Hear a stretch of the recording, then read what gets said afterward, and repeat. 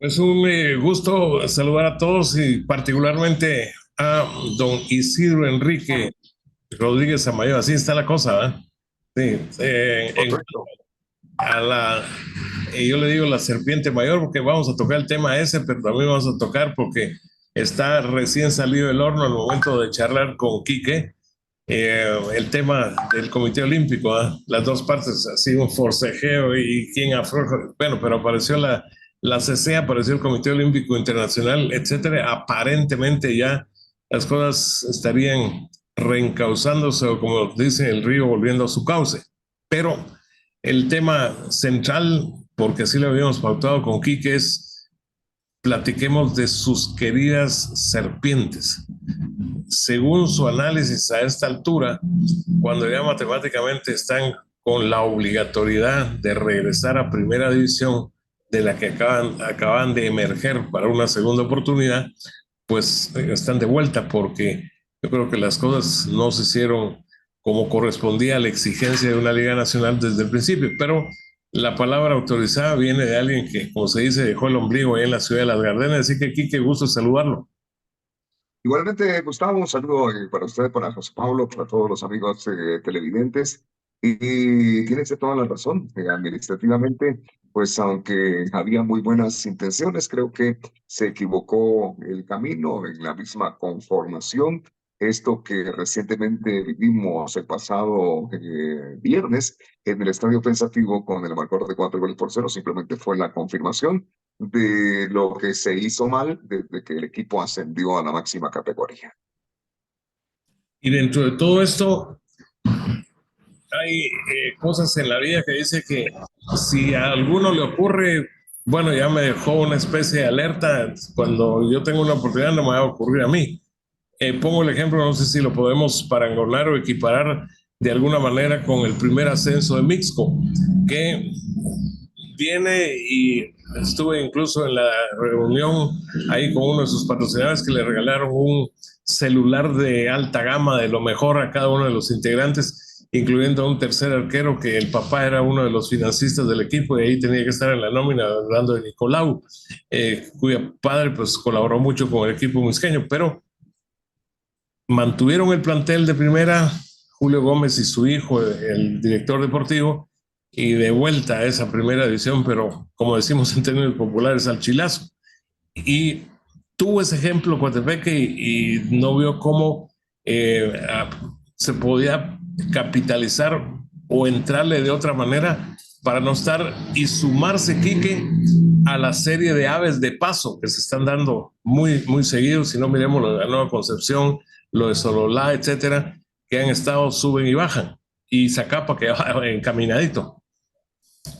Definitivamente, Gustavo, en lo de Misco, diría yo que la diferencia es que como es un equipo municipal y en donde está el señor Bram a cargo de todo eso, es una seguidilla y continuidad de la manera como se dio su conformación, el descenso y la reestructuración para hacerle un equipo competitivo hoy por hoy y que esté justamente que en estos primeros puestos de la clasificación del torneo siendo tremendo protagonista. Esta es la diferencia, la continuidad de Bran al frente y el deseo y sobre todo de usar un equipo como Misco para los votos. Eso creo que ya todos lo tenemos clarísimo.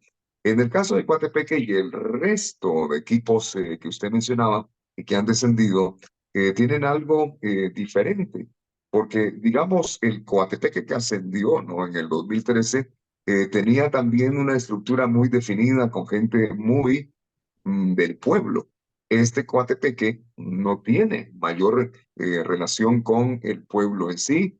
Ya sabe usted los orígenes de la ficha, cómo se dio y por qué eligieron el Estadio Real Barrios y esa población de Coatepeque y lugares cercanos para llevar el fútbol de Liga Mayor. Indudablemente que lo otro que hay que tocar es la desventaja en la que van todos los equipos que ascienden. Así de sencillo. No tienen tiempo para armarse, está el concepto de que cuando tienen que formar sus plantillas no hay jugadores, todos están contratados y entonces tratan de darle la confianza, así como lo ejemplificaba usted perfectamente en el caso de Misco con el profe Julio Gómez y la mayoría de jugadores que lograron el ascenso, pues eso mismo le pasó a Guatepeque en el tiempo del Chato Castillo, ¿no? Que fue el que logró el ascenso con el cuadro guatepecano, y los patojos, que sigan los patojos. ¿Pero por qué? Uno, porque no había presupuesto, y dos, porque no había jugadores. Después se trató de hacer una reestructuración, pero se cometió el error de llevar jugadores de cierta forma pisteros, es decir, jugadores que son desechados de los equipos y que no pudieron pues darle al Deportivo Guatepeque la estabilidad para hacerlo un equipo altamente competitivo, como sucedía en la primera división. Este Coatepeque comete los mismos errores siendo dirigentes totalmente diferentes. Es decir, ya los dueños son conocidísimos. Uno creería que tienen experiencia, ¿no? Porque han estado por Heredia, han estado en algunos otros proyectos también. Pero este Deportivo Coatepeque cometió los mismos errores. A Quincho Álvarez, que fue el que logró el ascenso, en ningún momento le dieron la oportunidad de contratar a los jugadores que él había sugerido para que este fuera un equipo competitivo. No tenemos pisto y hay que ir con lo que tenemos actualmente. Y entonces así empezó esta historia.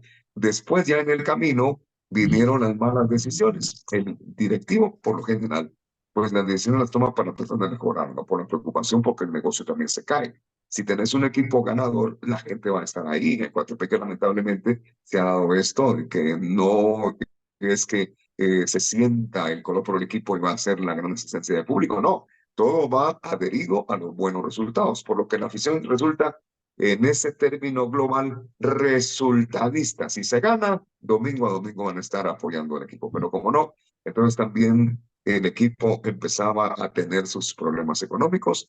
Fuera Joaquín, y empiezan ya a recibir carpetas, pero especialmente la relación de uno y otro, ¿no? Entre, que se venga Paquito, miren el currículum de Paquito, y contrataron a Paquito y Paquito no ganó ni un punto.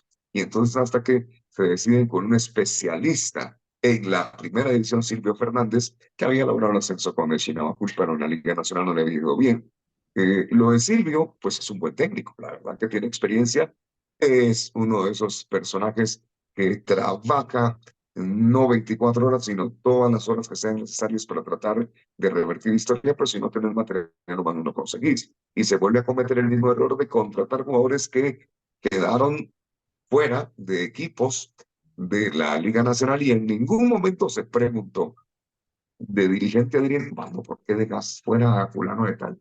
Y entonces ya todo el mundo lo sabía, pues, porque quedaban al margen. Y así se conformó este equipo de las Serpientes, al punto, Gustavo, de una realidad que ahora duele, claro que duele, pero que se acepta por la misma condición y reconocimiento de causa de lo que le ha sucedido al equipo de la Ciudad de las Gardenias, que ha perdido la categoría faltando 5 jornadas para que termine este torneo. Sí, muerte anticipada y anunciada. Ahora, esto es totalmente lo contrario, es agradable. No sé cómo analiza usted el desenlace por la vía de la CC, primero acá, luego de que apareció un comunicado, que aparece un testamento ahí del grupo que encabeza Jorge Rodas, decía, nosotros somos los legítimos y aquí no nos movemos y los interinos no. Y luego un vocero del Comité Olímpico Internacional que dice, restituimos provisionalmente sus derechos como afiliado a Guatemala. En conclusión, ahora sí van a estar los 10 hasta el momento, incluyendo a Bermúdez, que fue el último calificado con toda su indumentaria, etcétera. Pero la pugna aquí creo que va a seguir porque ni una u otra de las partes afloja al margen del desistimiento del TDF y todo lo que se dio justamente en lo que es la cita habitual de los miércoles de los magistrados de la 11 Avenida, la famosa CC. Gustavo, con su permiso, voy a usar su plataforma y lo voy a hablar obviamente a título personal, y no quisiera que trajera alguna repercusión sobre su espacio, sobre su medio. Pero mire, Gustavo, la verdad que esta es una suciedad por completo en el deporte guatemalteco. El orden dirigencial ya lo sabemos desde hace rato, cómo llegó Aguirre al Comité Olímpico. Primero, cómo llegó a la CDAG, cómo llegó al Comité Olímpico Internacional. ¿Cómo llegó Rodas? O sea, ya está abierto por completo que son corrientes políticas.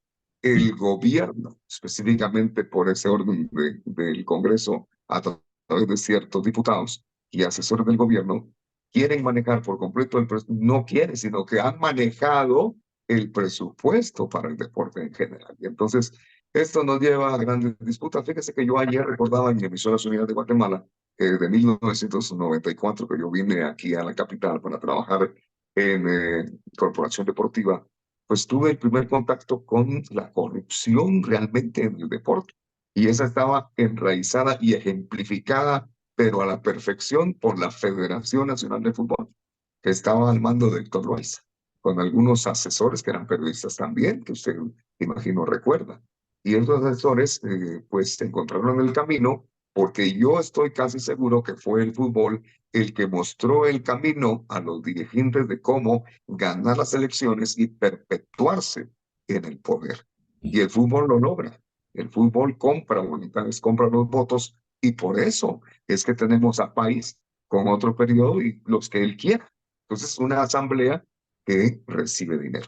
Igual está la asamblea de la CDG y los que integran el Comité Olímpico Guatemalteco. Entonces, es una sociedad, yo de verdad, mire, aquí creo que usted y todos los amigos hacemos lo humanamente posible por decir, bueno, que nos levante la sanción del Comité Olímpico Internacional, porque queremos que nuestros atletas escuchen su himno y ganen una medalla.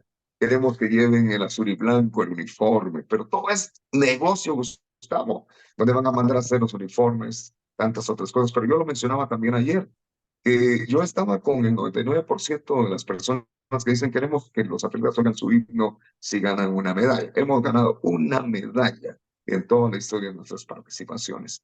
Queremos que luzcan el uniforme azul y blanco y que no sean atletas pues apoyados por el COI, sino que digan atletas de Guatemala.